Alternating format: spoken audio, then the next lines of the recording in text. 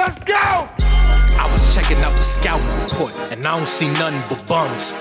You and your whole entire world know that I am the one. You and your squad ain't got nothing for me. Hey. Your organization is looking stressed. What? And now that you haters is running from me, I know that you see that I'm highly blessed. Here we go. Here we go. Here we go. Here we go. Yeah, we live with your boy Coach G. Yeah, we live with your boy Monty. You and your squad ain't got nothing for me.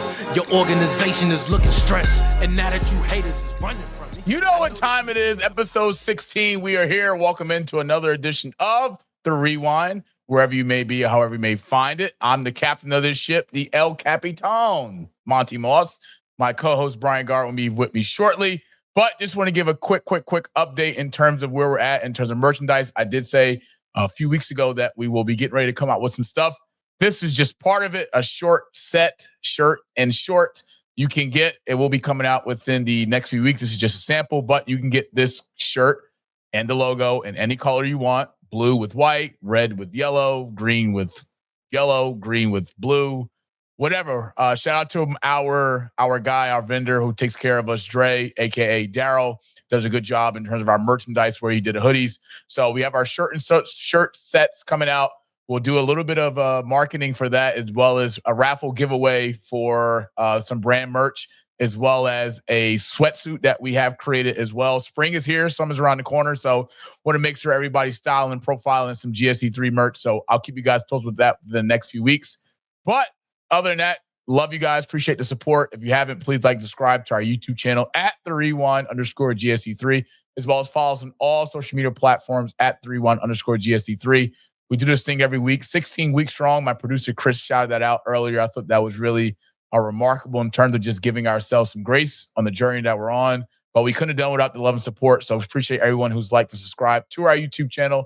But we're not done yet. We need to build the subscribers. We got more work to do. So tell a friend to tell a friend to tell a sister to tell her sister to tell her mother to tell her mother to tell her father to subscribe to our YouTube channel, as well as follow us on platforms. Man, we got a great show coming to you guys tonight. But I want to introduce my co-hosts. Wait, didn't I say I'm the captain, El Capitan? My co-host, no other. Does he need an introduction? Probably not. Even though, got to show him some love some way, somehow, because I'm spanking him every week on the pod. But, Chicago's finest, Temple alum, 4-time state champion, over 400 career wins in his co-head coaching career. He is in the Nork Hall of Fame. Temple doing the best that they can with Coach Killer, man. I got to give it to them. They got some good recruits over the last few weeks.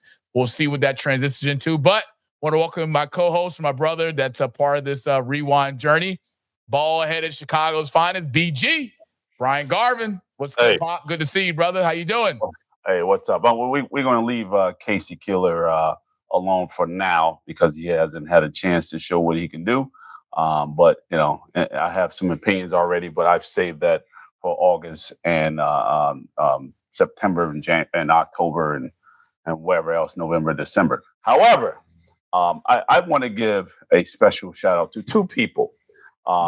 One is Hakeem Romance for making this song for us as far as the introduction. He was a very important piece to this. He's coming on. Oh, he's coming on. He's coming on with, I think it's next month sometime for our entertainment piece. Is it? Yes. We made, oh my God, the last Wednesday in May. I don't know off the top of my head. Right. So he's coming on. And also, I want to give a special shout out to Anthony Badger.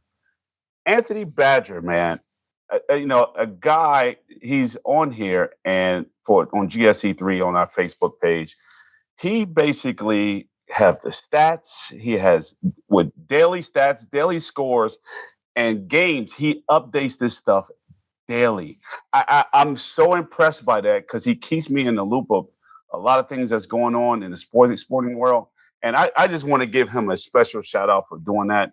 And, my hat goes off to him because I don't have enough time in the day. I don't see how he finds all the time. He goes from football to basketball to baseball to hockey. He does it all. And kudos to him, man. He's doing one hell of a job. So good job, Ant. Yes. He's my guy. There is one person in GSC3 that needs a raise is Anthony Badger. Brother, just stick with us. The paychecks will start rolling soon. Yes. Brother, I mean, he just want to give a quick special shout out to the entire GSC3 admin team, They do a great job throughout the week, especially on a daily basis. But major kudos to Anthony. Without him, I'll be honest, in terms of content, in terms of news updates, in terms of just stats and everything from NHL to NFL to NCAA to NASCAR to wrestling to tennis. I mean, Anthony is just so knowledgeable in all sports. And the GSC3 brand and the GSC3 group could not run a better oiled ship than with him a part of it. So, Anthony, you could have been in any other sports group. You chose GSC3. I'm forever grateful. Thank you for coming in. Rock, want to give a special out to Rock, Walt, Jesse, John, Michelle, David, Anthony. I feel like I'm missing someone. Vatch, Sal. Team collective. It takes a team. It's a team sport. So I appreciate all you guys' help and support. We love you. We thank you. But we will do something in regards to some merch soon. Let me just put something together in my mind. I want to get it out there to the public. I know Bryant can't wait to put on his XXL shirt because watch yourself. Watch yourself. I haven't had a XXX in about 4 years. So watch yourself. I'm down to XL. This good. This chest is is ready to rock and roll. I can knock some jokers out right about now. I'm back to playing weight. So yeah, boy. Yeah, I work out with Bryant. Yeah, I think working out for the NFL Combine. This guy has a routine. He's serious. Working out with him, he's like, man, he does the same thing every day. It's like, dude, I like to protect all the body parts every day. He's like, nope, same thing every day. Full body. Gotta go. Full body workout every other day. Full body. Just keep that thing going. That's it. I don't need to do all the little cutesy workouts and taking a dumbbell here and lifting with your fingers and all that bullshit. No, same thing every day. Full body workout. Work my legs 4 times a week. Work my other body. Work my central core 4 times a week. That's it. 2 hours a day. Okay. 4 times. 8 hours a week. That's it. Let's get it. All right, Bryant. Just give the people a quick update on where you're at with your financial advisory exam journey. I know last week you gave a nice update that you had 2 classes that were both 8 hours apiece. Where are you at right now? And where are we going into next week in terms of any update for the people? Next week I'm only going to be on for 20 minutes because my test is next Saturday at 2:45. Am I nervous about it? Absolutely. I had to push it back some because of some funerals I had to attend and some unforeseen things that happened over in Chicago. Should I play the video? We would not play that video because that will go viral.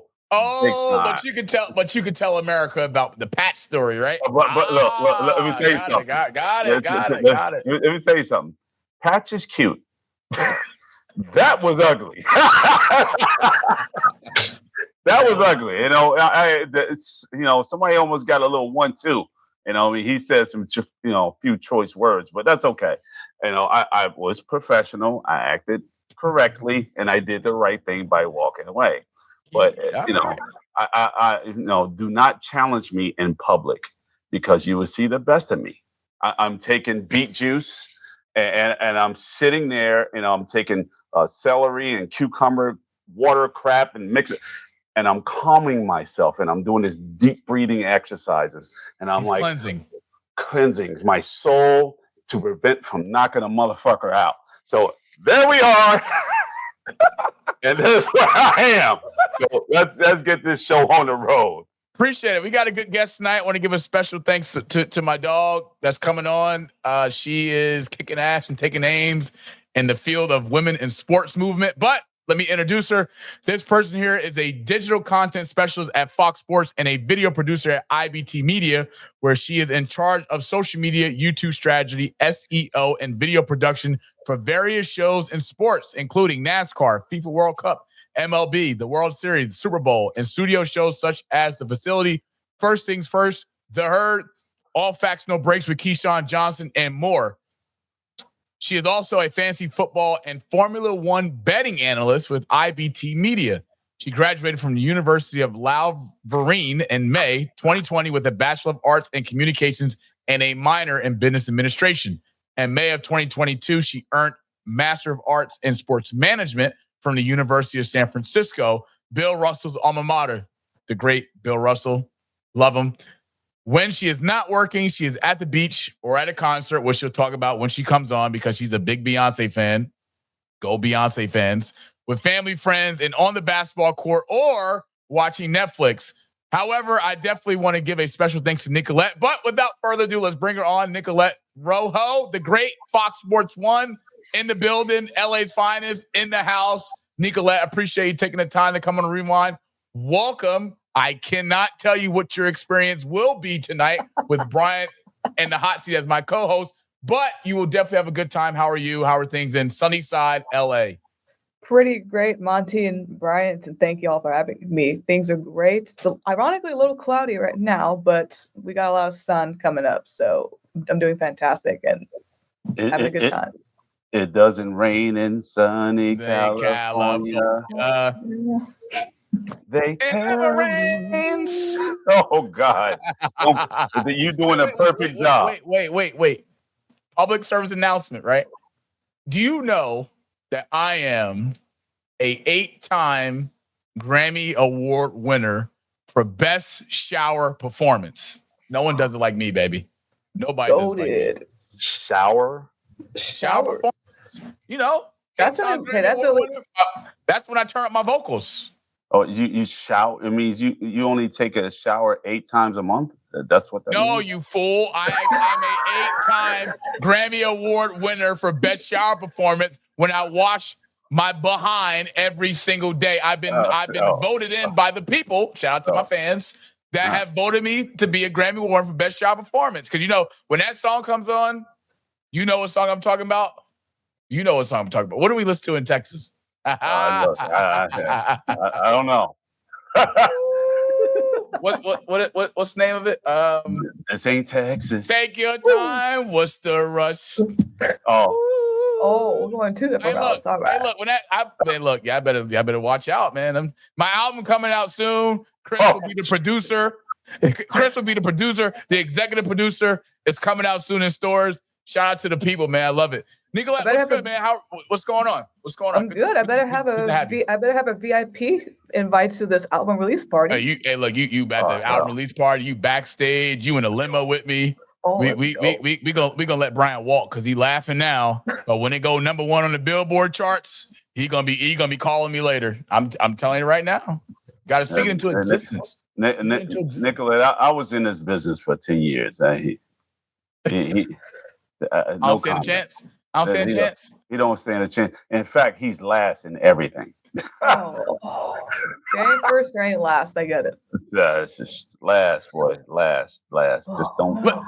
That's it. But you're first in sports. But you last in singing. I tell you that. I would not put you in the studio to hurt my speakers. I'm sorry. Let's get into it, folks. NBA playoff updates. If you didn't know, first round, we got some action going. OKC, of course, 4-0 sweep over the Memphis Grizzlies. Game 4, no Ja Morant in action.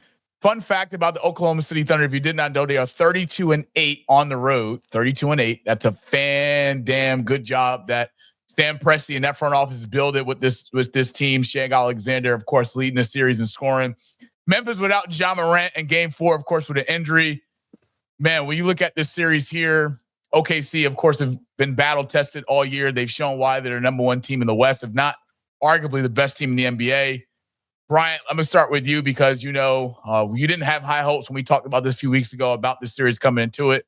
Memphis, of course, just didn't have the willpower, I feel like, after, having a tough playing game and then winning that and then to prepare for the best team in the NBA, in my opinion, Oklahoma City Thunder, and getting swept 4-0. What has this series shown you about OKC and where does Memphis go heading into the offseason to try and come back next year? Because we know Ja Morant had a lot of different distractions off the court and him coming back, trying to be healthy, trying to be the leader that Memphis wants him to be. But what's your take on this series in OKC? OKC, like we said last week, they're just tough. They're not going to beat. They're not going to lose to Memphis. Memphis is. They need help. When my cousin Javon was there, they needed help and they got rid of him, and then they brought in some more. They brought in Ja Morant, and now they still need more help. It's just a newer organization that just trying to put pieces of the puzzle together, and they need a little bit of money. I don't know their cap space, but They just need players to put around Ja. Ja is the focal point of that team, but once he keeps himself out of trouble and keep everything focused, let's see what they do in the offseason by doing some trades and trying to put some money in that organization. The location of where Memphis is, right there by Mississippi, it's not a great basketball area, but however, it's doable if they do it right. And that front office has got to figure out some things, how to bring in some notoriety to that program. Yeah, Nicolette, before I turn to you, they do have some pieces. You have Jared Jackson, of course, who's an all-star. You have the rise in terms of development from Scottie Pippen Jr., who had a really good game 4, and despite the loss with, having over 30 points, 9 of 21 from the field. You have Leonard Kennard, who's been a pretty solid piece off the bench for Memphis. If he had a really good, decent few years in LA. But, looking at the game now, the bigs, they went out and got Zach Edey from Purdue, trying to put a 1-2 punch together with Ja Morant. We do know Ja is very, very explosive in the pick and roll game. He can get to the basket on either side. He can finish with both hands. Memphis just has a lot of things they need to go back to the drawing board on. I just think that this team wasn't really ready for a playoff push. Just in terms of how they finished the season, gave me some of the answers that I needed to the test. But Nicolette, I'll go to you. When you look at this Oklahoma City team, of course, with Shai Gill leading the way, finished with 38 points in game 4. This team is just well-rounded from top to bottom. They have a really good bench. They get good quality from the bench. They're not afraid to go 8 deep, 9 deep. I know they did in this series against Memphis, but what do you look forward to seeing from Oklahoma City in round 2, and how dangerous is this Oklahoma City really? Can anybody in the West beat these guys in a 7-game series? Honestly, at first I thought, okay, they're young. They might fold, you could say, so forth. I don't know. They're not that I didn't think they were legit. I knew they were, but yes, it was against a Memphis team that was going through a lot, especially with firing Coach Jenkins 3 games prior to, so that didn't help. But they're so good, and that's honestly an understatement, on the offensive and defensive side. I had an opportunity, shout out to my colleagues that drafted, to attend a Clippers into what's lit, and a Laker game to be expensive. But I got invited to Clippers to see the Clippers and Thunder play back when the season started. So a little bit about a month after into what the Dome opened. And obviously a lot has happened since, and Clippers are still a solid team despite being down 3-2 right now to Denver. There's a reason why I told my bosses that SGA is my favorite non-Laker.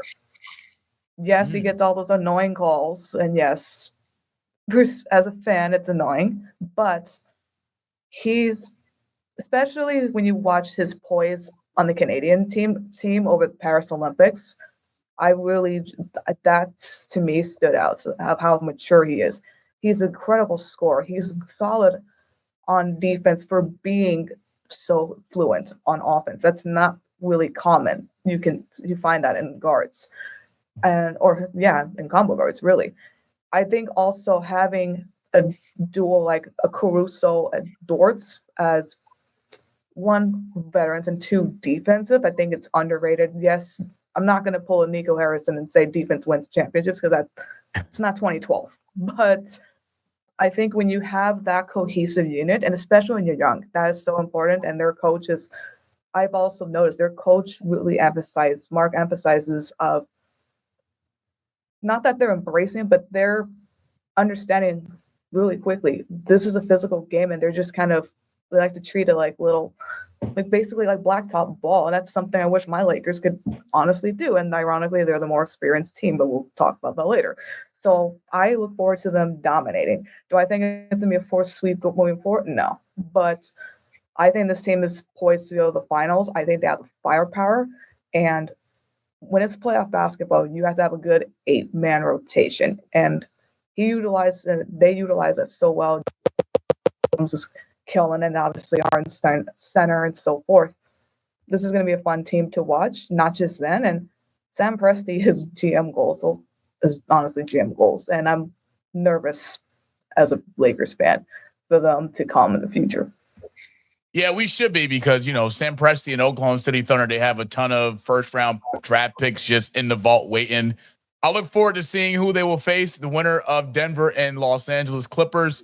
That series, of course, is at 3-2. Speaking of Nuggets and Clippers, 3-2 series. Denver with the win last night in a very, very must-win game. Let's just call it for what it was, because Denver losing that game and then to go on the road in Game 6 to face Clippers in that beautiful new dome they have. Shout out to Steve Ballmer building that beautiful arena.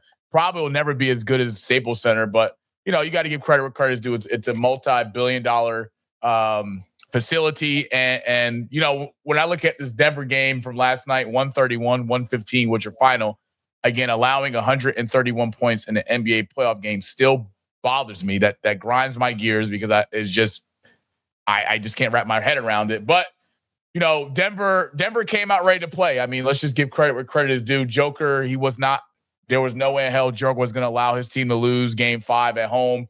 I mean, of course, Bryant, myself talked about a few weeks ago with obviously the firing of Mike Malone and how much this could affect the team, how much could affect the locker room, the chemistry. But in terms of obviously losing your most winning head coach in franchise history, the person that was responsible for bringing you an NBA championship, and then for him to be gone, next man up mentality. But Bryant, this Denver series here, Game 6, of course, coming up shortly. Denver with a well-needed win. And, what impressed you with Denver's win? And do you think that Denver has what it takes to not also go on the road in Game 6, but to close the series out 4-2 and move on to the second round? I think Denver got lucky, man. That last second shot, that rebound there, that put back, it was, it can be either way. So I don't think it's something special that, they're doing. I think Joker on that last second shot was like the elephant man throwing up, a prayer. But he just happened to be lucky at that point. I'm a big Kawhi fan. I'm a Kawhi guy. I think the Clippers may do something to pull this one out. It's just what it is. But go ahead. What do you have? I'm going to disagree with you because when you have a Joker who's an MVP who averages a triple-double, only had 13 points in an NBA playoff game, and you have Jamal Murray who finished over 43 points, pretty much carrying away, that is scary. Because had Joker had his normal triple-double on top of what Jamal Murray has done in this series, Denver may put up 170 points in an NBA game. That's just what it is. I mean, they took care of the basketball. It didn't turn the ball over. But you had a bad night at the office from Joker. You're not going to get that off. You're not going to get that off. They don't have their coach. And that's one thing that's going to hurt. They're up 3-2. But that's okay. You know what I'm saying? They playing a weaker team. But at the end of the day, weaker team. Clippers are a weaker team. Clippers are one of the hottest teams to end the season going into the playoffs. Yeah. Why? Because of who? Because of the play of James Harden, from the play of Kawhi Leonard, from Zubac having the best season of his career. It's because more than one person. Kawhi Leonard came back. It's just, let's call it what it is. Kawhi came back and he created more. He's part of it. It's very hard to gauge a player after so long when they come back into the lineup. You don't have enough time to practice for that type of player. You forget all year long how that player actually play. As a coach, it takes you at least 3 or 4 games to figure out his continuity. And by that time, Denver should have just wiped them off across the world. They should have just knocked them out already. They should have. They should have. But because they don't have their coach, but they didn't. You get what I'm saying? Without continuity, when you break continuity, whether you're missing your coach or you're missing a player, that's damaging to a team. Across the board. It is. And without them having their coach, they're lucky to be up 3-2. Let's just call it what it is. They're lucky. They are lucky. If they had their coach and everything together, I think they probably swept this team. But at the end of the day, they don't have their coach. They're up 3-2. They're going back on the road. And then now, if they lose this one, it's 3-3. Now you're scrambling for straws because now you got to depend on a Kawhi Leonard who's used to winning in that certain situations. So guess what? I agree. I don't know if I trust the Clippers on the road in a game 7 because let's just face it, if history repeats itself, Kawhi shows up when it matters most. He's done it for Toronto. He's done it for San Antonio. Yes. If history repeats itself, the Joker, he shows up when it matters most.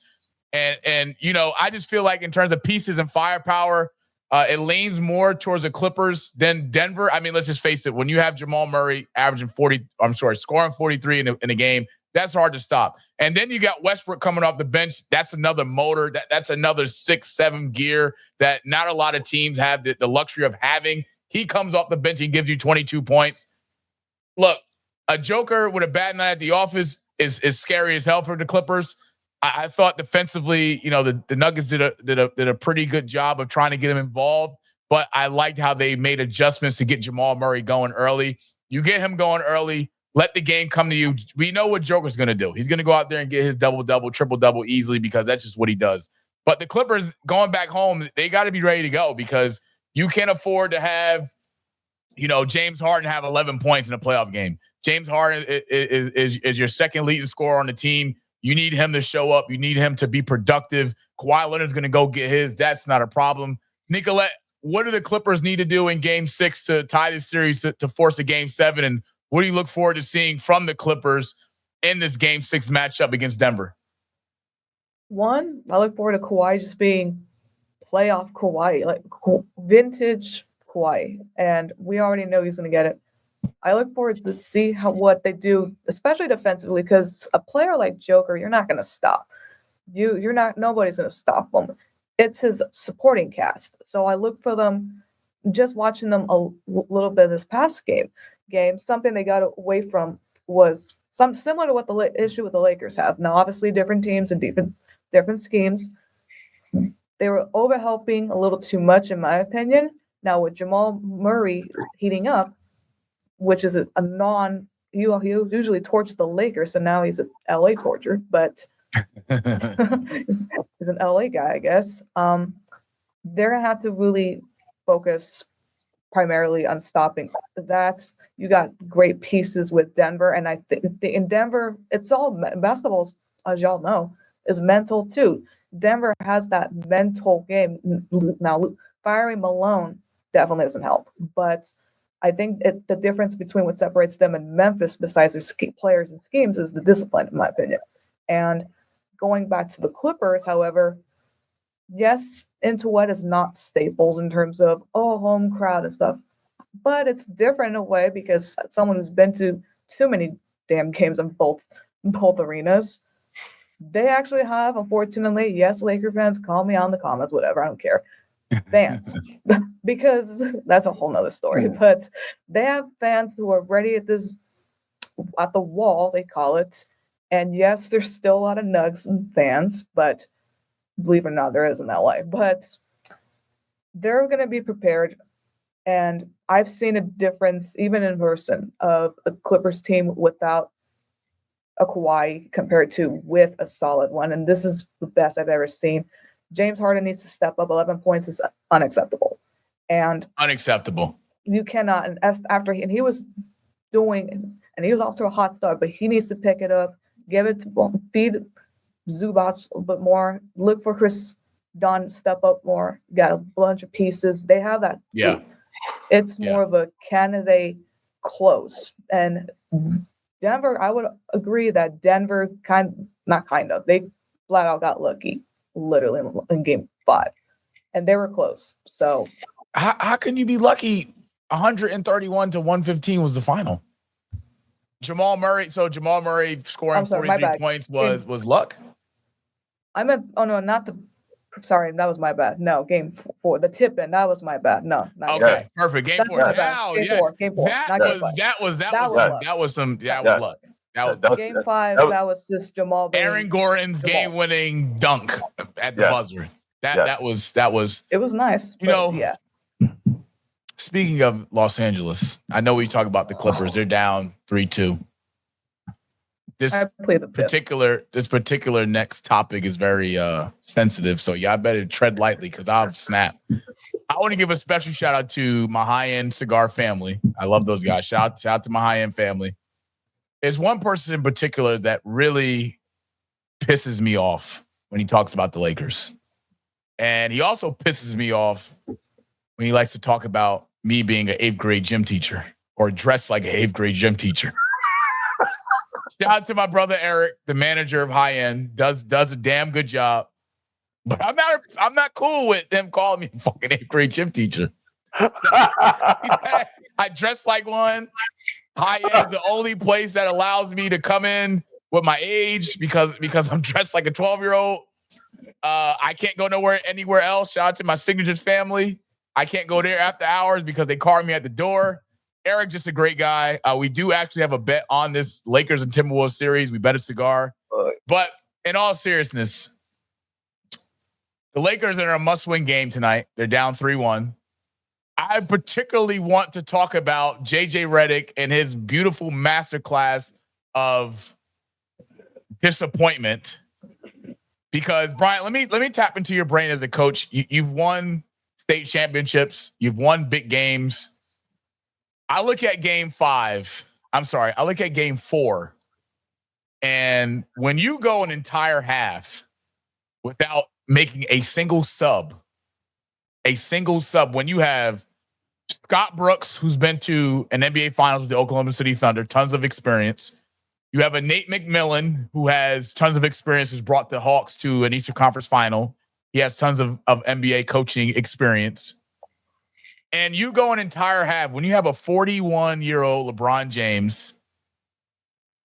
There's just I just can't wrap my head around it, right? Because in that moment, there's no reason why you couldn't put in a Vanderbilt, where you couldn't put in a Jackson Hayes. You couldn't put in someone to give these starters a breather, because if what game 4 has shown us, Luca's not in shape, clearly, because this is probably the longest he's played a basketball game in his entire career, and that's entire half. He needs a great offseason. LeBron's old. And JJ Redick, that's a coaching mistake. That's a rookie coaching mistake. And his assistants, there's no reason why you couldn't make a sub to give LeBron a 2-minute rest, 3-minute rest, whatever. I mean, I get it. You're going to have your timeouts, TV timeouts, whatever. But game 4 is just a game that the Lakers gave away.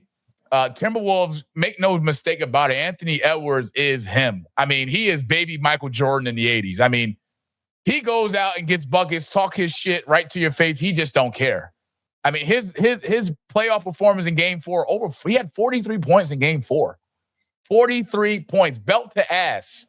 I mean, the Timberwolves, as a Laker fan, we may be going fishing tonight. 10 o'clock Eastern time, you can catch that game. We may go fishing. But, Bryant, let me ask you something. And your coaching experience, what is the mental mindset from a coaching standpoint when you have to go an entire half without making a sub? Take me through that process. Is it going off the field of the game? Is it because you know your starting 5 had the best shot to win? And your experience, are you leaning towards giving your starter or your star player a quick breather before subbing them back in? Or are you cool with rolling the dice and playing your starting 5 or rolling with you guys the entire half? Well, you see, I've done both. I had guys, but yet the minutes were shorter. So second half and doing the playoff series, and I played with 5 guys in 2001, 2002, the entire year. So they were already prepped to do that for an entire season. This is not high school. This is grown men. So I think JJ Redick, Coach Redick, was in the game, and he thought he was still playing. So in his mind, he wasn't a coach; he was a player. So he wanted to be out there himself, and I think he kind of blocked everything out and thought he was in the middle of a video game. You can't have these older gentlemen out there on the court. I mean, and complete a second half, or what was it? You just got to get those guys some rest. And you talk about the Knicks doing some of the same things, and they were doing that for the entire game. So Eventually, something is going to happen. Something's going to give way. LeBron is 40, 41 years old, and he can't be out there. You got to give him some rest, and he plays no defense. And Luca, those don't play any defense, and that's why they're getting destroyed. It's just what it is. And Redick, he's a rookie coach, and he just don't understand anything about time management. So you're going to have these rookie mistakes that he's making. The key thing about it is that I don't think he's going to have enough time to make those type of adjustments moving forward because it's just kind of late right now. I think that we spoke about this last week. Your Matt said that the Lakers was winning 5. You said the Lakers were winning 5. I said that this game would probably go 6 or 7 with Minnesota probably winning. I said this, but you guys looked at me and said, "There's no way." You think they don't? Who do they have? Well, guess what? Guess what? That's why.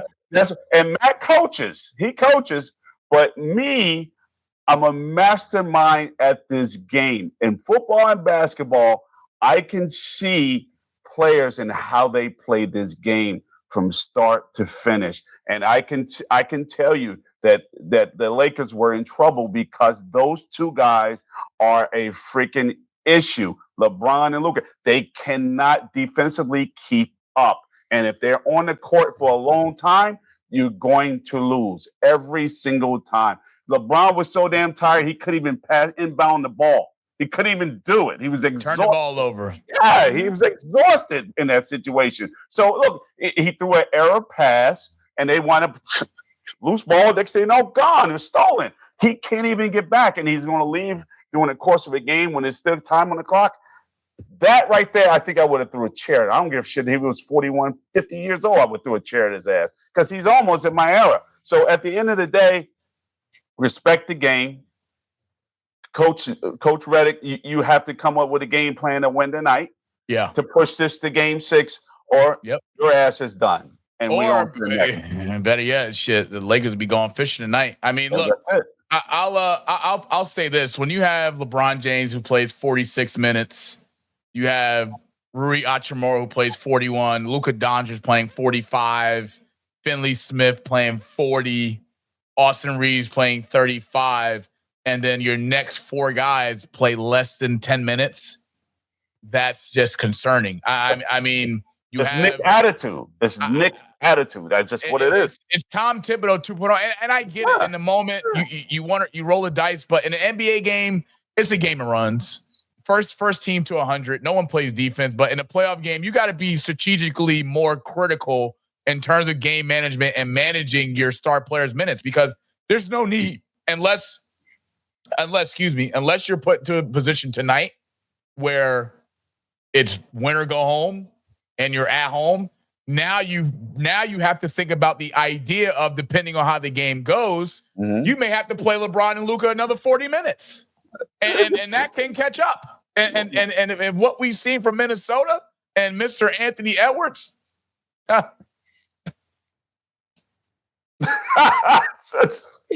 Thank God I got the beach nearby and lake. Yeah, it's going fishing, baby. And I said it last week, and you guys, oh man, I said it was like, okay. I said, okay, watch. and look where we are. We are as a Laker fan, we are in a position where we may lose tonight. Okay. And if we win tonight, it'll be really tough to go into that loud place in Target Arena in Minnesota and win a game 6 to force a game 7. I just think the Lakers buried themselves in the hole. And JJ Redick, yes, this is his first year as head coach, over 50 wins. Congratulations, but it's too much. Nicolette, quick insight, quick pick. Lakers Timberwolves tonight, game 5. Who wins and why? Oh my goodness. Don't give up on us now. Don't you say Minnesota, but you gotta be realistic. No, I was not going to say Minnesota. I think the Lakers will. I think they will win because they're desperate and it's at home. But even our home audience is like, I think they will get it done tonight. But come Friday, it's game over. there's no way. A lot of my teammates, I'm trying to resurrect my basketball career. Try to say the Lakers here too. I'm kidding. I'm not. That's Good. not happening. Good. Not happening. But I'm in a bunch of leagues, and I have adult leagues, and a bunch of Lakers fans are like, Lakers in 7. I thought they were joking. No, they weren't. They were so serious. Lakers in 7. I'm like, no. Let's be honest. As you already talked about it, but it's true. They didn't just drop the ball in game 4. They dropped the ball literally, arguably almost every game minus game 1. And it was almost as if the Timberwolves, it's not so much 4, but games 3 especially, it was almost like they're trying to give away the win because they weren't playing up to their par besides Ant-Man and company. But it also determines, which sound like a broken record, get it down a damn big. More bigs, please. Yeah. If one thing this series is exposing, the Lakers is exposing the absence of Anthony Davis because, like I said before, Coach Finch has done a fantastic job of just keeping it simple, right? We know the game plan. We're going to let LeBron and Luca, they're going to get theirs. We'll let them get theirs, but let's force someone else to beat us. Let's force an Austin Reeves to beat us. Let's force a Jackson Hayes or a Finley Smith or Atchimura to beat us. And if you can do that, you have a pretty good shot at beating this Laker team because regardless of whatever spectacular performance, Luca has been phenomenal in this playoff series, averaging over 30. I mean, he's just been getting to his spots. But at the end of the day, if you can't lock up defensively and you can't get a stop where it matters most, your ass is going fishing, and the Lakers will be in trouble tonight if that's the case tonight. But I look forward to tonight, 10 o'clock Eastern time on TNT. Go Lakers. Cavs and Heat. Bryant, last week, you've been a big supporter of Cleveland going all the way, if not to the Eastern Conference Final, if not the NBA Final. They waxed that ass on the Miami Heat, 138-83, sweeping Miami 4-0. I don't even want to talk about this series, honestly, because the Heat just got embarrassed on their home court.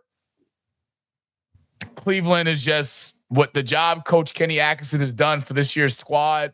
Donovan Mitchell is playing like the Donovan Mitchell we have seen him play at a high level in Utah. He's back. He's feeling himself. Jared Allen has been just a great defensive rebounder and running the floor, offense rebounds. I don't even want to talk about this series, but if there's one series I damn sure want to talk about, one is Milwaukee and Indiana. Shout out to Indiana. I mean, this Bucks team, let's just get into it. Indiana's up 3-1. Bringing Damian Lillard back may have been a bad idea. He just tore his Achilles. Indiana's won this series 4-1. They're on to the second round. Doc Rivers in this Bucks experiment has been a disaster. Firing Coach Budenholzer has been a mistake.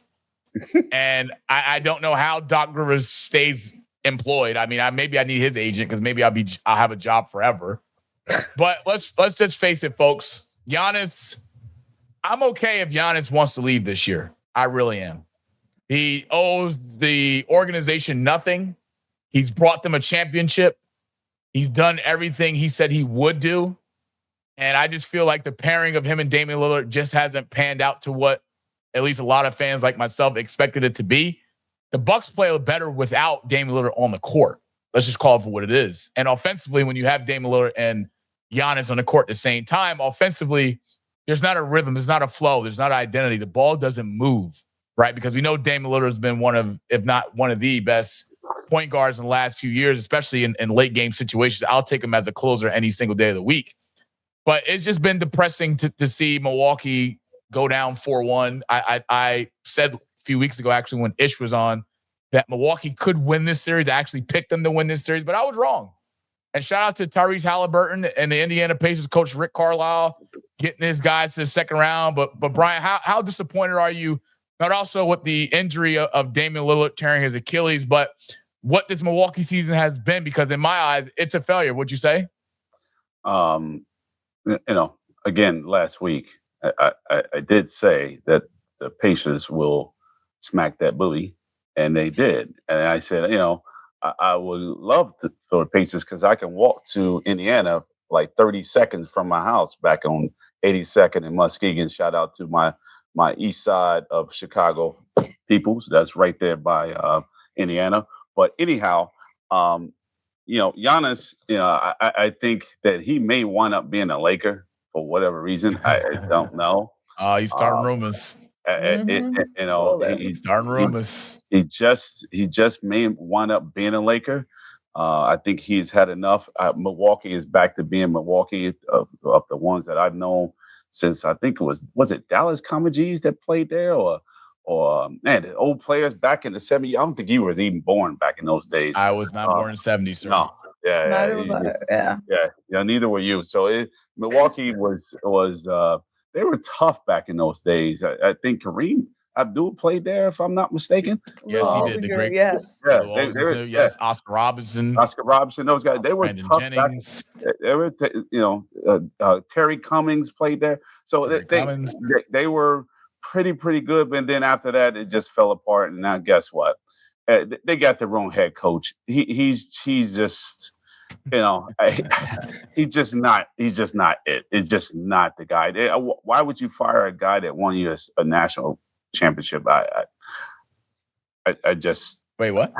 The last previous. Yeah, I mean, why would you? A final. He won an NBA championship, not a national championship. Well, national championship, NBA championship. He won a damn championship. He did. He should have got fired. I have no idea. Just ask the Nuggets. They just did it. I just don't understand. It's so bizarre that it's just like, the Denver Nuggets did it. They did it. And these owners, because their panties are tight. They don't get along with the head coach and the GMs, and they're firing everybody. The next thing you know, they rather just becoming this losing team and this lose money to compare to just to keep winning. Jerry Krause did the same dumb shit with the Bulls. I mean, I like dynasty. I like to keep my players around. If I'm winning, man, we're gonna win till the wheels fall off. These guys are just like playing roller dice. I just, it bothers me to a point where I can't even think straight anymore how they keep doing it.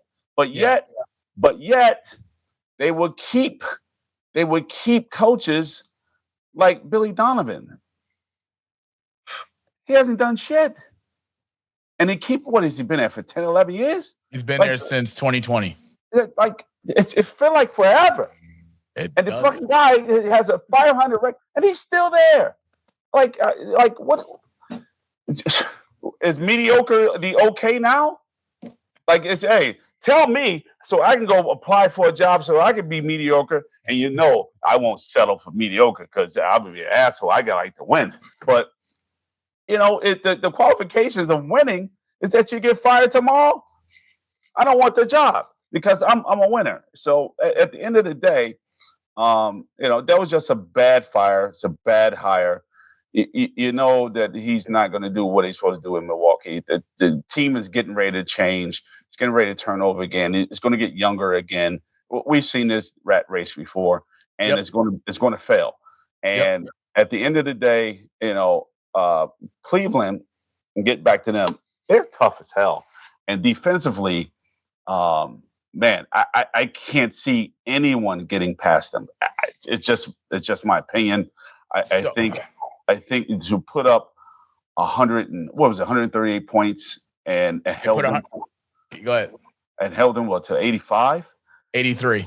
83. And at the end of the day, this game was over after the first quarter. Pretty much. No one has done that. That is that I don't care what level you're on. That right there was impressive. And I don't see anybody on the East beating this team.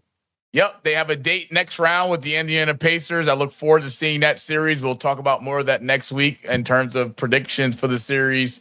But I want to touch on something else, Nicolette, because I want to give you your flowers while you're here.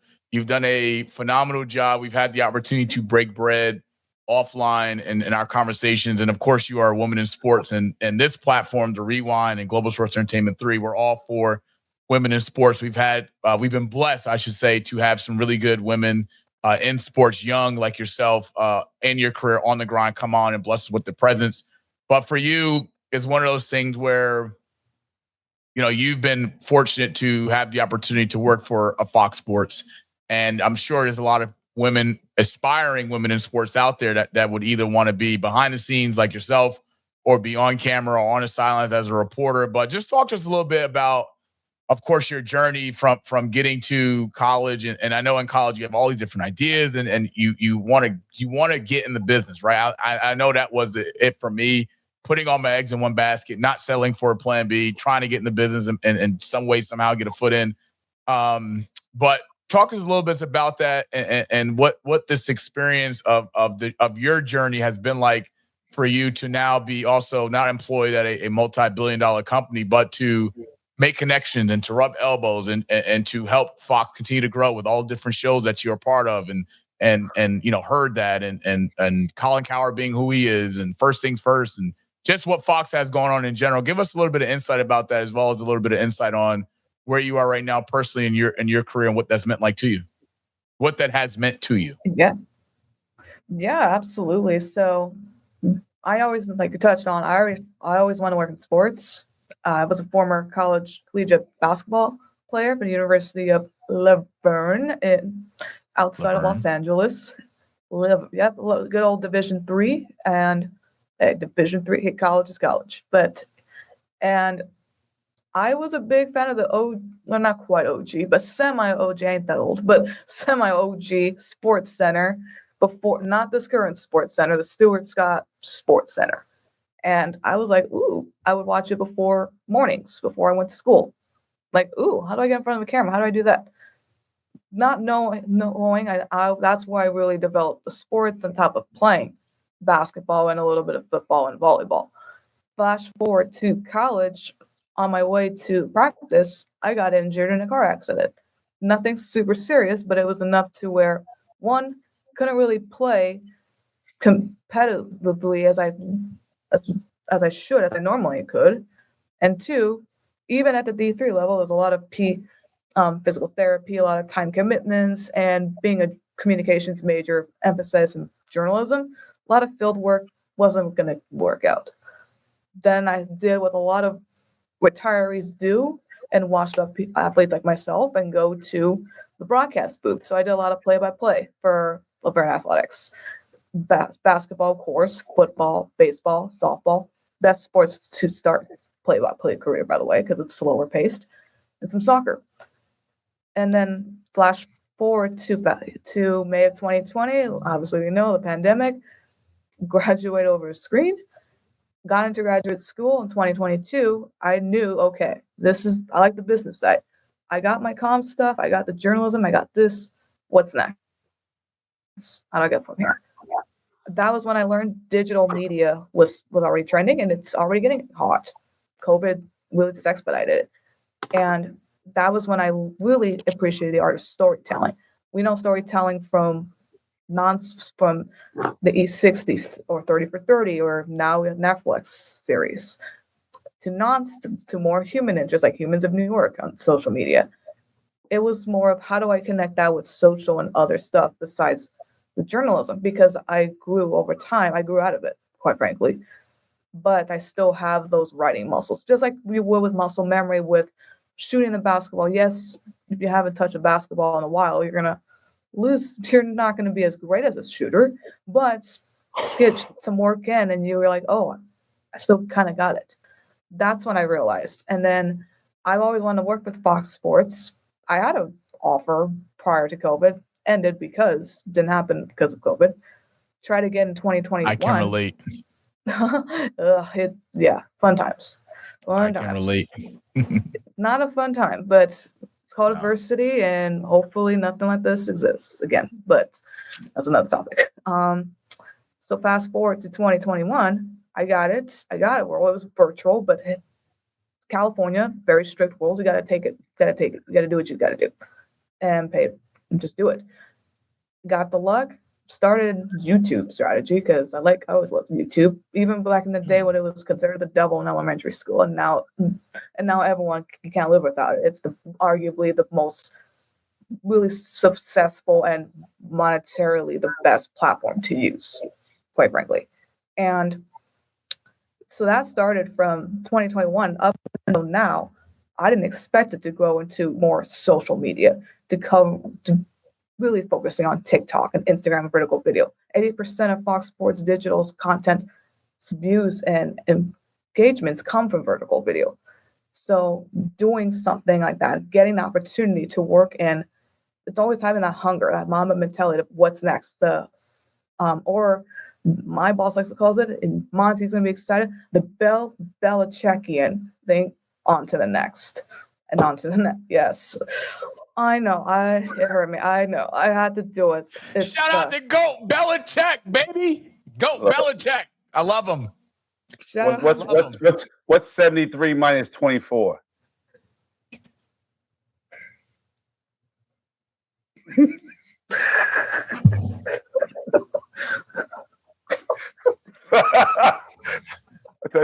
What's 73 minus 24? Can you do the math? I think it's my age. I think it's my age. 49 is the answer. Yeah. 49. Almost my age. She's 19, by the way. Oh, wait, never mind. No. That's Shannon Sharp. Oh, my bad. Two different people. That's the other weirdo. Hey, look, hey, whoa, we got more meat on this bone. Let's just. I get it. Hey, She brought it up. Hey, look, Goat Belichick. Thank you, Nicolette. Yeah, he's got a Billy Goat right there. You already know what I'm talking about. I want to. It's gold and gray. Billy Goat. That's what it is. Billy Goat. You know, he had a goat and it's gold and gray right there, right on his balls. Billy Goat.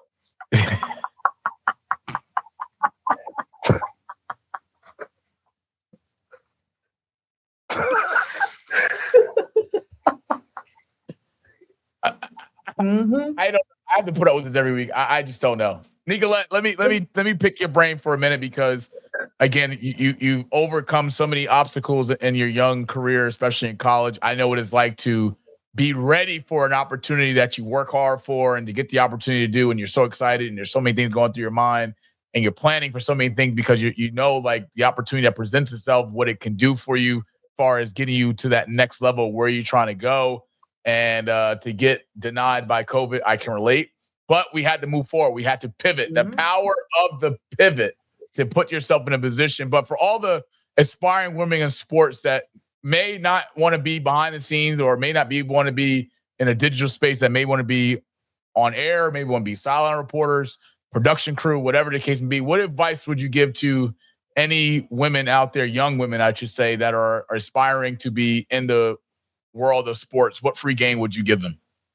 Yeah, like the GOAT, Kendrick Lamar said, pop out and show up.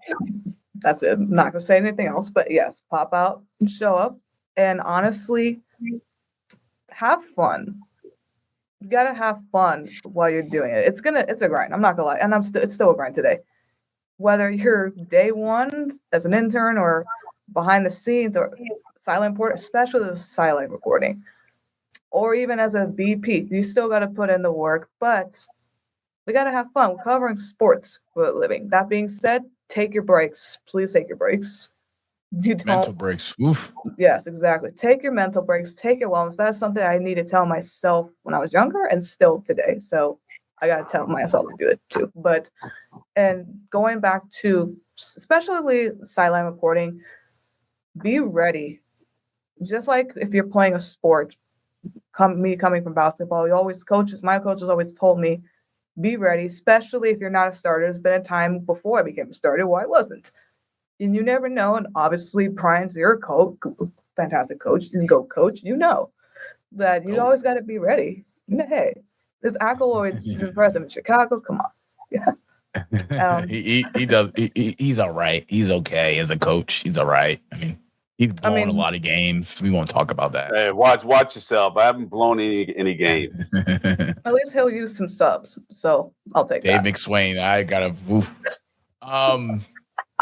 So yeah, just really have fun. Don't say yes to everything. There is a caveat to that. Bandwidth, obviously, mental.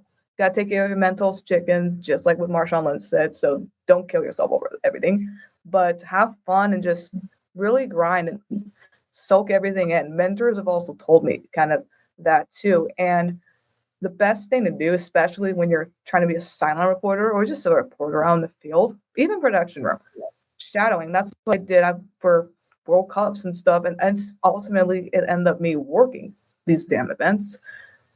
Just learn. I'm a John Wooden fan. Big John Wooden fan coming from LA.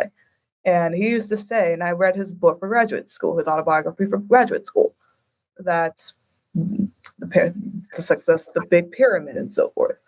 He always would say that the day you stop learning is the day you die. And just never stop learning and have fun, keep going at it, and look for your support group as well. I think that's a whole nother story I can go tangents on. But especially if you're a female, look for those female colleagues and those male ones as well who are going to support you, who are going to do it, because nothing is worse. Obviously, toxicity is number one, but nothing is worse than someone who's experienced it too and who has seen it is having a woman who is tearing her down that's above her. You already hear it a lot with men, with males, and yes, and obviously we don't condone any of that, but you don't really hear it talk about a lot with women. Be supportive of each other. It is very important to do that. Have fun, show up, show out, and just enjoy the road. Enjoy the road, and you never Enjoy the grind. where it takes you. Yeah, you never know where it takes you. Chris, I need a solo shot for my free game. I feel like Nicolette has just inspired me to do something. Bryant, relax. I'm relaxing. Yeah. For anything you decide to do in life, whatever you choose to do, follow your passion, regardless of what the opinions of other people may say or what they may think in terms of what you do, does not matter. This here, what you see every week that we give it to you each and every Wednesday, that comes out every Thursday, it's the discipline. It's the grind. It's not allowing yourself to fail, because I can accept failure. Michael Jordan said this quote, I can accept failure, but what I cannot accept is not trying. So regardless of what you want to do it. And all you need is your circle, your support system. That's key. Those are the key components, because those individuals in your life, they keep you going. They keep you pushing. They keep you going, even in days where you don't feel like it, right? Because, you got to, like Tom Brady says, double the pleasure, divide the pain.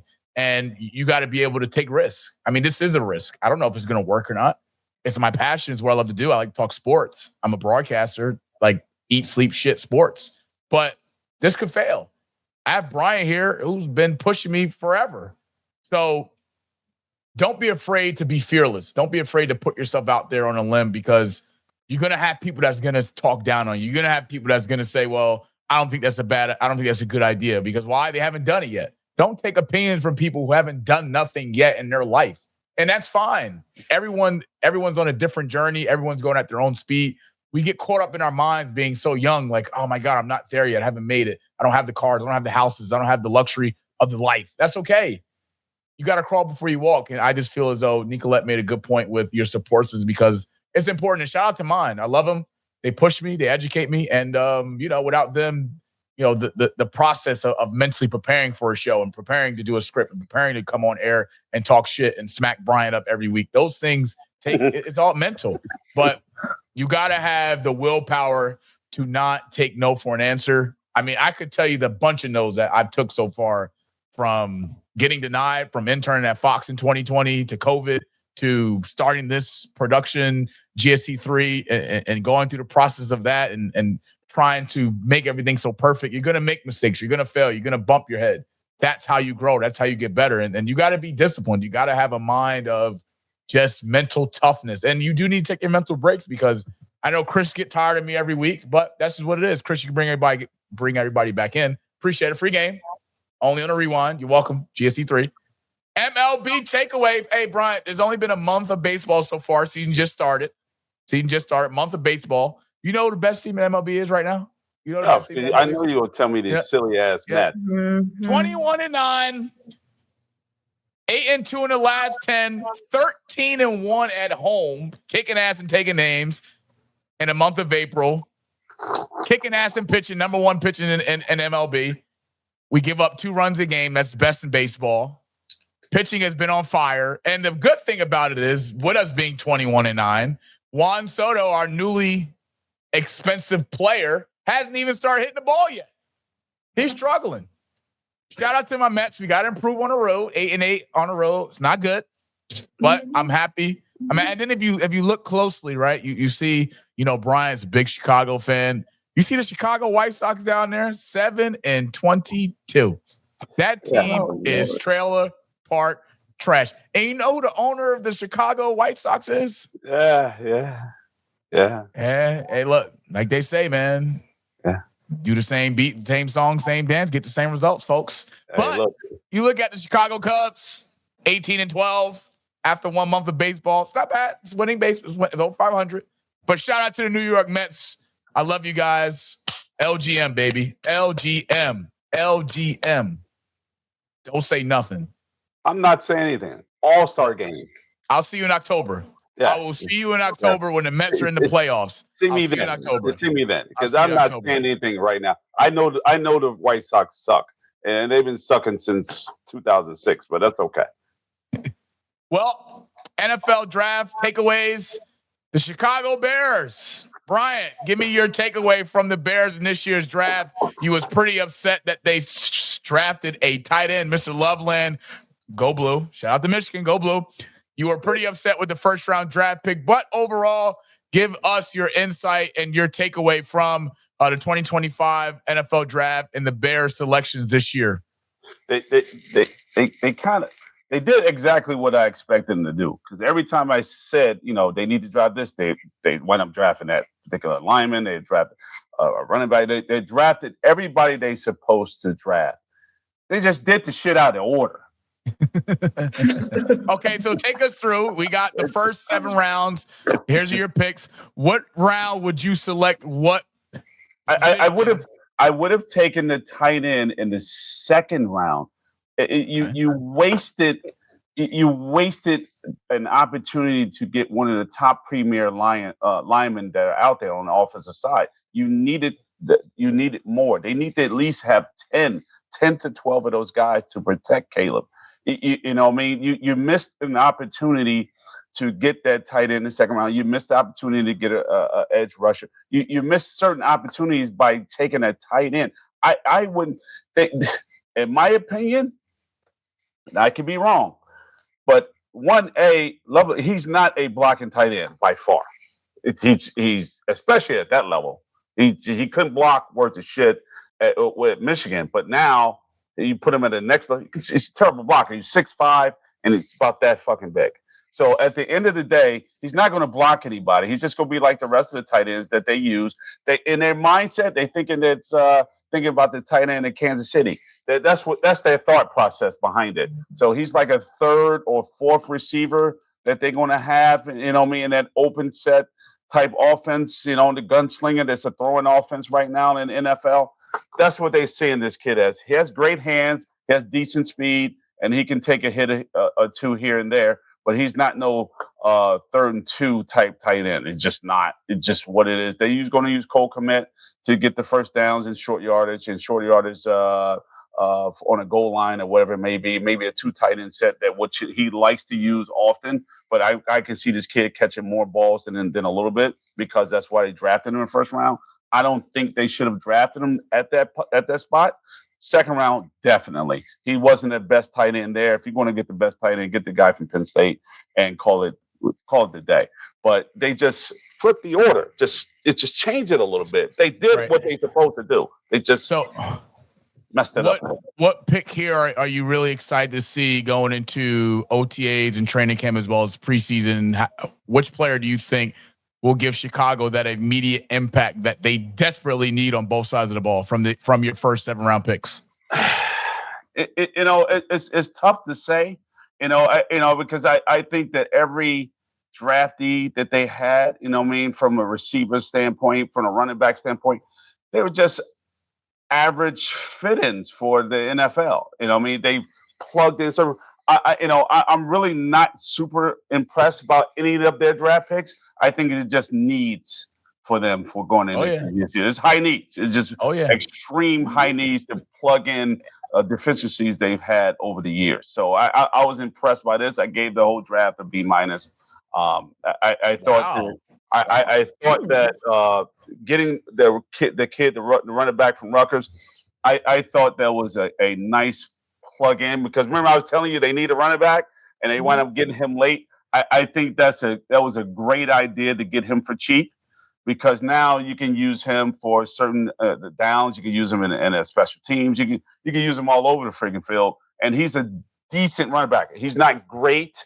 We've watched him when he played against Washington. I went over there and with my relatives, my aunt, shout out to them, and my cousins from Chicago, went to go watch him and play Washington, and I saw him do some things, and I wasn't really that impressed. But he has some speed on him. He can do some things, and let's see what happens. Nobody thought big things about Cohen when he was drafting out of North Carolina A&T. Nobody. But yet Cohen was probably one of the top elite players in the NFL with the Bears. So, until he got hurt. So at the end of the day, who knows? We just don't know. We don't know what type of offense they're going to run. I have an idea, but it's just a coin toss at this point. So I was happy with the draft picks. I just wasn't happy with the order. Yeah, we shall see what the great Ben Johnson, year one as head coach, what he will do in terms of his system he'll run, his style of play, his identity. But B- by Coach Garv is pretty impressive for the Bears, because they've sucked ass in the last few years' draft, besides hitting it on the nose with Justin Fields. But Nicolette, I got a special surprise for you. You like hot takes, right? You like hot takes? You love hot takes? I do. You just may love this one. Uh-oh. Buckle up.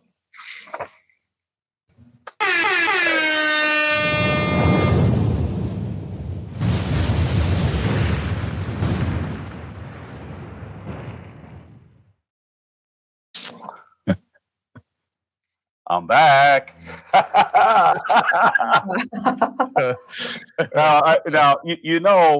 Last week, from my hot take and the Bill Belichick thing, and that's kind of going viral about his old hairy balls and him being 73 and the girl being 24. I just can't wrap my damn head around that shit. It just bothers me. But I'm kind of throwing Shannon Sharp is no better. A 19-year-old. I just can't. The girl just graduated from high school, and you're 57, brother. I love my daughter to death, and she's 25, but I cannot. That's insane. I'm just going to put it to you just like that, because I'm still trying to educate her at 25. And you're a dad messing with a 19-year-old. That's just, that gives, like my daughter would say, that gives me the ick. It just gives me the ick. Shout out to Kirby. Just the ick. It's just the ick. Like, no. But that's why he's in the situations he's in. He's not listening to his inner voice, and to stay away from those type of young ladies. And he's still thinking he's in NFL. That's like some CTE performance going on inside the head of his, and you need to figure it out. And like my girl said, you need to get you an old set down. You need to set your ass down and find some 30, 40-year-old and just go chill the hell on out. Do it that way. My hot take for this week. And it says, arrogant players who succeeded and those who flopped after the NFL draft. Now, you talk about Sanders. And everyone is sitting there shouting and saying all these things about Sanders, blah, blah, blah, maybe playing the race card and all this other stuff. And there was a video out, I think it came out today, if I'm not mistaken. And the one particular coach from the Falcons, his son made a prank call towards Jack Sanders. Schoolbridge. Jack. There you go. Yeah. And he said a prank call to him, and he made one mistake in his announcement of apology. He said that they basically, and how did he put it? He basically said that there was a mistake of confidentiality. Right there, when you use the words confidentiality, that means things were already written before the draft took place. Confidentiality. What is confidentiality in a draft? That means words and everything, wills and deals are already going. So at the end of the day, they already knew that they was going to draft him in the 5th round, and Cleveland knew that he was going to get him in the 5th round. This was already predetermined. And I said this to a good friend of mine, Rock, that graduated from Temple. Shout out to him. We spoke last night, and he asked me about my take then yesterday. And I said it before they had this particular meeting. And I said, look, that was an inside job. They knew about this. They knew when they was going to draft him. That's why Dion didn't have this big uproar. They know how to manipulate the system. They know how to get us talking about it. It brings more attention. It brings more money because they know he's going to make more money from his jersey sales than getting drafted. And which he did. He's going to put butts in seats in Cleveland. He's going to be the big show. But to the regular world, us, we're going to argue about it. We're going to say certain things. We're going to debate certain things while he's collecting more money and collecting more paychecks. But what's going to backfire is this. He's going to do all this hoopla. He's going to do all these things. And he's going to really rip that apart. He's going to dominate it. Cleveland, I believe in this. He's going to create more money.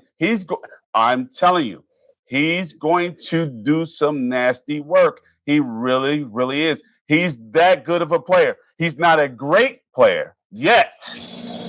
But this is why I say, you got to listen to this, Monty. You got to listen to this. Shedeur Sanders did not sit in a D1 bona fide PWI for the first year or two. He didn't have this strength and conditioning like he should have had the first 2 years. He went over there to Colorado and he's got it the first year. His body is not even ready yet. You know what I'm saying? He hasn't peaked yet. He hasn't even started yet. And he was efficient. Not in the top Colorados, they played at a weak schedule, whatever it may be. He hasn't peaked to the highest of his peaktivity, if you want to say a word. But at the end of the day, they know how to manipulate this game. It's been manipulated. They know they're going to give us all talked about it. And other players have done it. For example, and I hate to run on with this. For example, you have Joe Namath, Baker Mayfield, Jalen Ramsey, and Cam Newton. And all 4 of them have done the same thing, and they're still getting residuals from whatever, from T-shirts to hats to shoes across the world till today. They are marketing geniuses, right? If they didn't do it, what would we be talking about? Nobody's talking about Dak. You know, they're going to talk about his ass when he sucked with the Giants. It's just what it is. It's I watched this film. I think he sucks. But personally, they drafted another stinky quarterback with the Giants. It's stupid. But at the end of the day, you talking about Ryan Leaf, ass. Johnny Manziel, ass. Jamarcus Russell, sucky ass. Don't remind me. Sucky ass. Like, he was so bad, I could have started at quarterback. And we all remember that with Jamarcus Russell. He didn't even deserve to even be out there. In fact, he should have just held someone's water. Matt Leinart was so fucking bad that I was like this. Who the hell's watching tape? He stunk. You know, but he had the biggest freaking mouth. Vince Young. Remember Vince Young? Mm-hmm. And how he was doing all this hoopla? It was a failure. You know what I'm saying? But out of all those, he was the better out of the 5. It was just unbelievable with the things they trying to make money in as far as hoopla and marketing and all this stuff. Those guys stunk. These guys were successful in doing it, and they won. Let's see what happens to Shedeur Sanders. Let's see how he's going to take Cleveland to the next level. Let's see if they put some other pieces around him. Let's see what they do. I'm rooting for him, except until they play the Bears. Think he can suck ass then, but other than that, I'm ready to see some great things from him. And that's my take. Well, first off, I think you need to make a public apology right now to America, to the world, globally. Last week you said that if Shedeur goes to Cleveland, his career will be over. Now you're saying that he will do a phenomenal, fantastic job in Cleveland and he's going to change the organization around. So which side of the fence are you saying on Mr. Brian Galvin? Are you saying on the side of Shedeur being a bust and will suck in Cleveland, or are you saying Shedeur is the answer for Cleveland to turn that franchise to win playoff games? I'm going to make it clear. It's one or the other, 50-50 on him. If he sucks, he's going to be part of that damn Ryan Leaf list. It's just what it is. I don't know. But it just depends on what they put around them. You know what I mean? So, in order for them to be successful. They have to put teams. Now, if they put players around him and he sucks, that's on him. That's just a bad. But I'm rooting for him to be successful. So am I. Cleveland, that organization sucks. Mm-hmm. They kill quarterbacks. They kill. Look what Nick Chubbs. They just just over and over, players and players and players, great players. Peyton Hillis. My God. It's so many. Yeah. You have so many players that come out of that organization that are great players, but either they get injured, they wind up not taking care of them, they run them out of town, they wind up. It's just over and over again. I don't respect Cleveland. I think, us Chicagoans in Ohio, we just got this thing with Cleveland. It's just what it is, and we know why. But at the end of the day, I'm rooting for this kid. I want him to do well. It's Cleveland. LeBron only lasted there, and the only reason why he won because of one player that came with him, and then next thing you know, they got rid of him. It's just what they do. Cleveland, period. The town is shitty. There's no freaking marketing opportunities there. The town is dirt. Did you ever see that freaking bus station in Cleveland? It smells like hog shit. It's just what it is. You know what I mean? And this was back in the freaking 80s and 90s. I know it smells like shit now. The whole freaking town is horrible. The whole line. Cleveland to Detroit. It's just bad. You know what I'm saying? I want to invest in property over there. Let's go Pistons. Beat them sorry ass Knicks. I'm ready. I'm rooting for Detroit, but they need some wins. But man, they need to fix that city too. Woo! So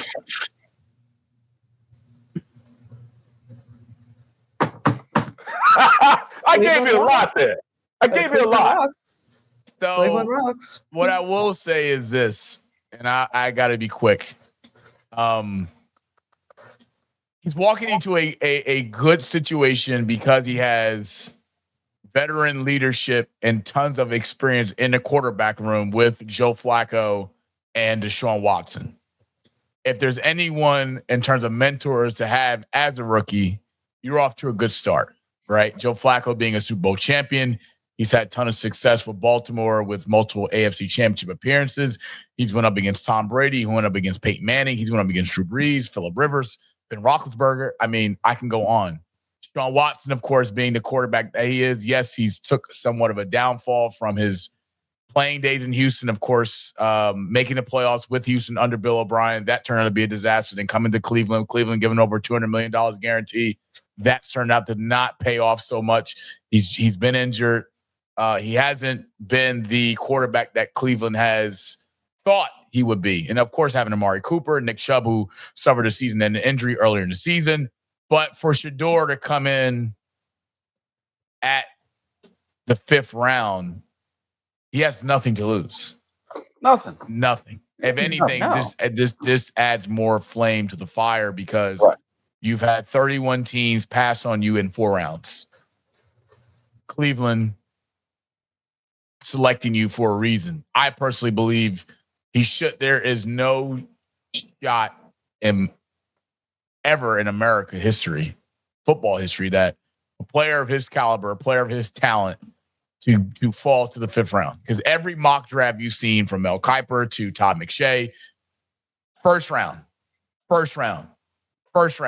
It's an inside job.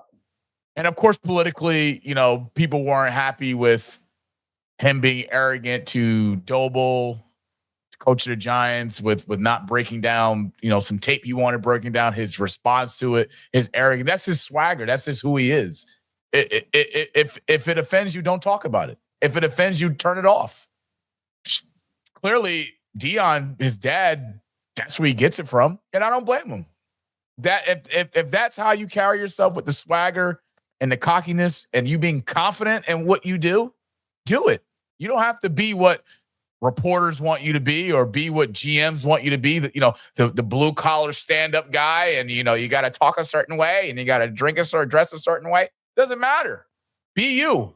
Being you has got him here. Being him has got him to be successful at Jackson State. Being him has got him to take this Colorado team who's been irrelevant for the last 20 years to not also sell out home games and sell out season ticket holders and make history at Colorado. But what he's done in year 2 in Colorado versus year 1 has been a success, because first season they won 6 games. Second season, they won over 10 games. This year, who knows what they can do?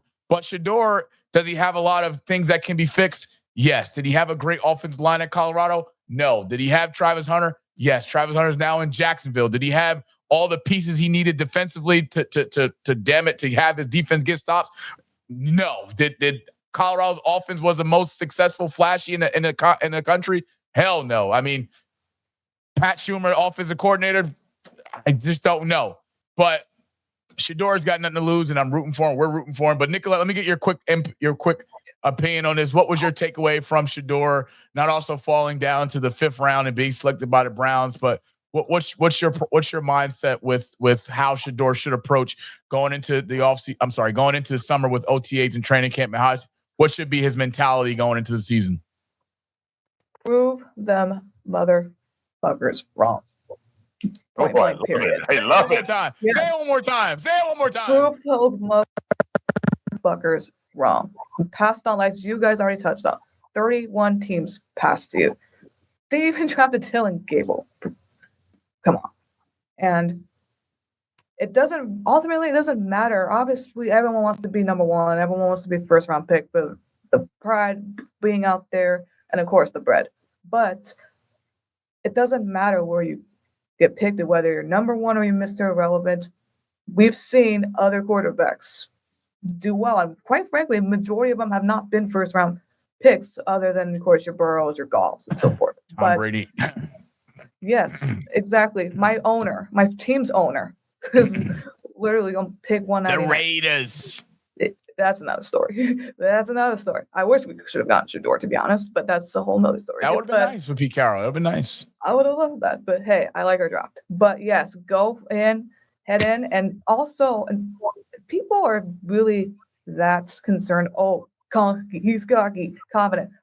Guess what? A lot of players are, and I want a quarterback cocky and confident. If they're not, that's a bad sign, because they're the captain of the team typically.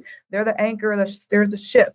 They're the point guard. If they're not sitting high with their chest up, I don't know what you're going to do. You need a quarterback to win in this damn league. Show forth. You got lots to prove, and you grow. Like Monty already touched upon it. You got a great group of QBs. You got a good coach in Stefanski. I like Stefanski as a coach. Just prove them fuckers wrong and just do it. And it's a good story to learn too. Even when you're coming whether it's an athlete or young or whoever, prove them wrong. Prove them wrong. And so forth. A lot of quarterbacks have done it. Jalen Hurts has done it. Yes, he was 2nd round, but look it to the point where what are they going to say now? Get to that level. He proved them wrong. Cleveland's got to come out the bag.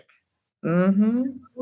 That bag is going to be heavy. Hey, look, what I tell you right now, 31 teams going to be pretty upset when Shedeur unleashes belt to ass. I'm not sure if he'll start this year. I don't want to jump to conclusions. Yeah. If Deshaun Watson's healthy, I think that's their guy going into the season, just because you pay them a boatload of money. But I look forward to it. Shedeur, this is one of those stories where 5 years from now, we look back and be like, wow, that guy fell to the 5th round and he's brought Cleveland to this particular division title or division win or playoffs, whatever. I just wanted to be a good story, but he's got the opportunity to write something special. And this is probably one of the most underrated, most talked about, but underrated stories that can be in terms of defining greatness. What does that look like? How do you overcome adversity? Of course, sitting there draft night on night 1 and night 2 with your family and not hearing your name get called.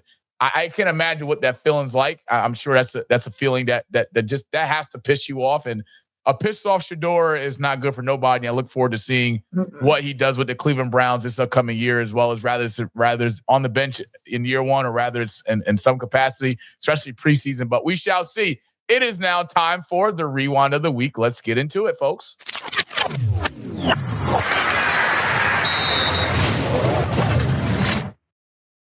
This week's edition of Rewind of the Week, I'm breaking down the arrogance of a particular individual, Jax Ubridge. If you don't know, he's the son of Jeff Ubridge, who is the coordinator for the Atlanta Falcons, defensive coordinator to be exact. Let me be correct. A situation took place on Friday night's draft night where his son prank called Shedeur to pretty much tell him that he was getting drafted. Shedeur at the time was live on his Twitch stream for all of his fans, of course, to see. In the video, if you haven't seen it, all of Shedeur's family and friends are surrounding him as the call comes in. It was a terrible, terrible, terrible thing to do. I'm a big believer in second chances. I believe we all make mistakes in life. I know I have. But to do that on that moment, on the magnitude of what that moment would have been like, you just took that away from him, right? Because there's no need for that. But this is the world we live in, full of arrogant, ignorant individuals that just don't give a fuck. And you take shit like this and you want to make what a viral moment, or does that make you feel good to want to rain on someone else's parade? You sleep good at night doing that? You want to tear down what Shedeur has put into work to build up to that particular moment? I couldn't imagine what that felt like. Shit, I hope his daddy whooped his ass.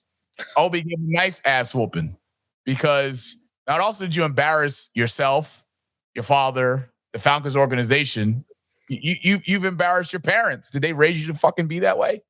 And, he came out with a statement saying on Friday night, I made a tremendous mistake. Shedeur, what I did was completely inexcusable, embarrassing, and shameful. I'm so sorry I took away your moment. It was selfish and childish. I could never imagine getting ready to celebrate one of the greatest moments of your life, and I made a terrible mistake and messed with that moment. Thank you for accepting my call earlier today. I hope you find it in your heart to forgive me. Now, why the fuck should I forgive you? Here's something with that, Monty. His father gave him information and told him where he was going to be drafted. That's why he made that prank call. They knew. Everyone knew. Everyone knew. And you can't tell me that why would you make a prank call to Shedeur, and if you wasn't privy to information?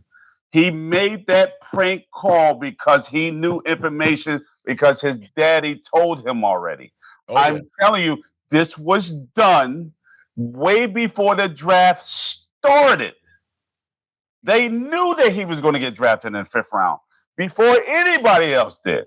All the coaches knew, all the GMs knew, all the answers, the owners knew that he was going to get drafted in the 5th round. That's why I said this is a political move. It's a political stunt. It's something it had to do with his daddy. It has nothing to do with the kid. The kid's going to say kid stuff. We all did. I said some things, whatever it may be. That's in the heat of the moment. Whatever it may be, it's football. You're going to say stuff, but yet this is all about this. Oh yeah. They didn't want to pay him all that money because we want you to generate money for us and we can get you paid on another way. I'm telling you, they did this deliberately. Yeah. ideally, Shedeur would have made as a first rounder well over, I believe, with all the endorsements and whatever, well over $20 million in his rookie deal. Something that, of course, doesn't come often, especially to NFL rookies. And to lose that money, it's only for something greater. I just believe in my heart is something greater is coming, because Shedeur has been the type of person that a lot of young black kids or kids in America that aspire to be a quarterback look up to. And he's gonna have, I'm telling you right now, man, he's gonna have a fucking pissed off story to tell. And I just can't wait for him to unleash the fucking beast on all 31 teams in the NFL, except my Patriots, because when they play the Patriots, we ain't gonna talk about that. Justino, shout out to my dog, Pastor Justino, diehard Cleveland Browns fan. I'm happy. I'm sure he's excited with the pick of Shedeur. I'm happy for the organization, but it's time for Floss with Moss, baby. Because you know me, I gotta floss these teeth to keep them smiling. The smile cash the checks. If you didn't know that, you can't have up teeth. Nobody care about that bullshit smile.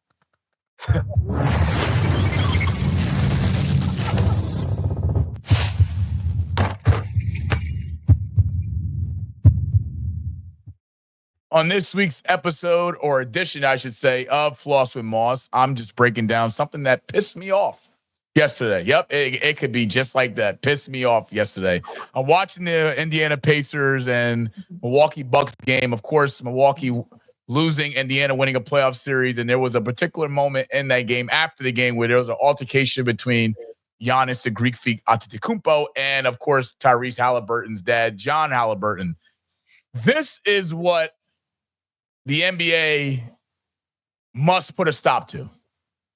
I'm all for celebrating a win, a playoff win, on to the next round. I'm all for that. What I'm not all for is players' parents getting involved with NBA players. We've seen Ja Morant's dad get ejected from NBA games. I think that's embarrassing in itself. And then for John to make that moment about him when it should be about the team, your son, because your son's a damn good player. He's an NBA All-Star. He's a star of the Indiana Pacers. He's the face of the organization. This should never happen. Should never happen. You shouldn't have mom, dad, uncle, sister, brother, cousin involved with an NBA player, because this here is just uncalled for. It's a disrespect to the organization, to your son. There's no need for that. Shit, your son just won an NBA playoff series game, and then to come out with his statement to apologize. Heat of the moment, I get it. These parents sit courtside. I'm okay with experiencing that for a time or two, but take your ass up to the suite. You got all the food, all the alcohol. I get it. You want to be on the court, but this particular moment right here, it wasn't good. John Halliburton came out with a statement on his Twitter account, sincerely apologized to Giannis, the Milwaukee Bucks, and the Pacers organization for my actions following tonight's game. This was not a good reflection on our sport or my son. I will not make that mistake again. The NBA needs to do something, Mr. Halliburton. I'm sure they may either fine the Indiana Pacers or some regard. This should just never happen. And the fact that it did, I expect the NBA to pretty much come out with some type of penalty. I don't think this would be a slap on the wrist. Giannis is a NBA champion. He's a professional athlete. A player getting involved with a parent. I mean, we see that shit in AAU basketball. Mm-hmm. We see that shit in high school basketball. You don't see that shit in college. You don't see that shit overseas. And you damn sure shouldn't see it in NBA. But this is what the NBA has got to, where we allow shit like this. They're just, and I'm all for, if you want to talk smack to players courtside, cool. Spike Lee does it no greater. But to actually involve yourself on the court to get face to face with a player, I just think that's just unprofessional, and that's just arrogant. That's just being a dick. So, but it came back to when Shannon Sharp again had the issue with Ja Morant's father. Yeah, yep, T. Morant. Mm-hmm. It goes back to that. So Shannon's been busy. You know what I mean? Getting all these stunts and all this other stuff, and they just really never, he had to come back and apologize for that and all these other things. The recent situation with Stephen A. and LeBron, and they had their little feud before the game. Check this out, right? So let's just call a spade a spade. So LeBron was cool with approaching Stephen A. courtside while Stephen A. was there with his bosses and executives, of course, celebrating his new deal that he signed with ESPN, because he made a comment about Bronny. But you had Kevin Gates courtside, the rapper, who publicly made a comment about your wife and sat courtside at the Lakers game following his comment and didn't say a word. Mm-hmm. Because nobody cared. Oh, talking about someone's daughter or son and talking about your wife, that's a dangerous fucking game. That's a dangerous you don't do that. That was my husband, my kids. Lines You're both gonna you kill. don't cross publicly. Yeah. Publicly, and we know Kevin Gates, the rapper. He's got a big social media following. He's a positive influencer. I listen to his music personally. Keep that same energy. Keep the same energy. That's all. I got one thing before we go. Yes, please. The Lakers suck so bad. Maybe they should bring Bronny up.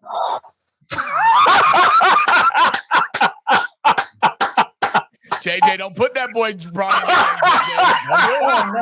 No. Don't put that boy in the game. Against Bring Bronny up so he can finish the game. Hey, shit, the Timberwolves blows out tonight. He might just put him in. Bring him up for one game. Bring him up. Wouldn't even be surprised. But Nicolette, it's been an absolute pleasure. Go ahead. At this point, what? Go ahead. Your last take. At this point, literally, I don't even know what the score is now, and I don't want to know. But why not? Why not? I guess because bring him up. But on a serious note, no, please don't do that. Timberwolves are up 10, 53-43, 2:44 left in the second quarter. Oh, well. Quick update for our stats. Anthony Edwards has 10 points, 3-8 from the field. Julius Randle, 8 points. Rudy Gobert, 13.7 rebounds. Dante DiVincenzo, 7 points, 3 rebounds, 2 assists. Naz Reid, 2 points. Nicole Alexander-Walker, 8 points. And then for the Lakers, stat-wise, you got Ruchi Hachimura with 10 points. LeBron with 8, 3 of 7 from the field. Finley Smith, 4 points. Luca Doncic, 10 points, 4 rebounds, 3 assists, 2 of 7 from the field. 0 of 3 from 3. Austin Reeves, 7 points. Vanderbilt, 11 minutes played, 2 points. Gabe Vincent, 9 points. Connect 4. Oh, you didn't put him in yet. But anyway, the Lakers. It ain't going to happen. Down 10, so we better be careful. Nicolette, for the people out there that will be watching and supporting this, as always, the brand and Bryant and myself, where can the people follow and support you and show love to you on Instagram? And where can we find you at more? Because I know you're part of Fox. I know you got other things going. So tell people where they can find you, where they can get you, so we can get you some love. Yeah, so you can find me on IG and Twitter at nrojo5. They're both the same handle because why not? But a lot of good stuff coming up for Fox Sports. Keep an eye on All Facts No Breaks LA Legends series that we have in the works, and got a lot of post-Shedeur stuff that we're gonna do as well for throughout the properties, and got some soccer coming up for Gold Cup, Women's Euros, and so forth. Obviously, you got your baseball, and we got the Indy 500 in about a month. And keep on the lookout for IBT Media, my Formula One week. I'm not going to say weekly because there's off weeks, but my essential weekly some betting pieces and fantasy football, non-best ball related, coming up in a couple months. I'll be in the trenches, not just building my body to help the Raiders O-line, but to actually give some advice. Some really poor, I'm kidding, decent advice. Yeah. And Perfect. hopefully y'all bring me money. And yep. I be honest. Two things. I always wanted to go to an Indy 500 event, and I always wanted to go to a Formula One event. Now, use your connections to help me get there because, God damn it, I want to be in the building for that. It's on the bucket list, and I hope to achieve it. And then speaking of fantasy football, you can join my fantasy football league, Global Sports Entertainment 3, this upcoming season. Oh, let's go. The buy-in, everybody pays to play. Big pot at the end of it. All right. We're gonna talk about what happened, but that's okay. That's okay. But to my co-host Bryant, man, great episode. If you haven't, please like and subscribe to our YouTube channel at the Rewind_GSC3, as well as on all of our social media platforms at the Rewind_GSC3. The road to 500 subscribers. Let's do it. Let's set the goal. We need all the help we can get. We got some new merchandise coming out. This shirt here, like I said before, you get in all colors, any color shirt you want with any color logo. We will be coming out with that within the next few weeks, so you guys will have the opportunity to get your hands on it because we need all the help we can get. Want to give a special thank you to my brother Chris in 1990 Studios. Does a damn good job each and every week. Holds it down for us. I mean, he's the brains behind it. Go Maple Leafs in a closeout game tomorrow, up 3-2. Let's go Toronto. Let's get to the next round. Let's spank some ass. Shout out to my dog, Chris. And I want to thank a big thank you to Nicolette Rojo, Fox Sports Finest, for coming on the Rewind tonight and bless her with her presence. Bryant, any final take before we sign off, sir? Hey, man. Nicolette, it's good doing this with you. And as usual, Monty, let's keep it rolling, baby. Let's keep it rocking. To Nicolette Rojo, to my co-host, Brian Garvin, I am Monty Moss, signing off the Rewind, episode 16. Enjoy the rest of the NBA playoffs. Enjoy the NHL playoffs. And we shall see if the Lakers will be going. Let's go! I was checking out the scouting report, and I don't see nothing but bums. You and your whole entire world know that I am the one. You and your squad ain't got nothing for me. Your organization is looking stressed, and now that you haters is running from me, I know that you see that I'm highly blessed. Here we go. Here we go. Here we go. Here we go. Yeah, we live with your boy Coach G. Yeah, we live with your boy Monty. You and your squad ain't got nothing for me. Your organization is looking stressed, and now that you haters is running from me.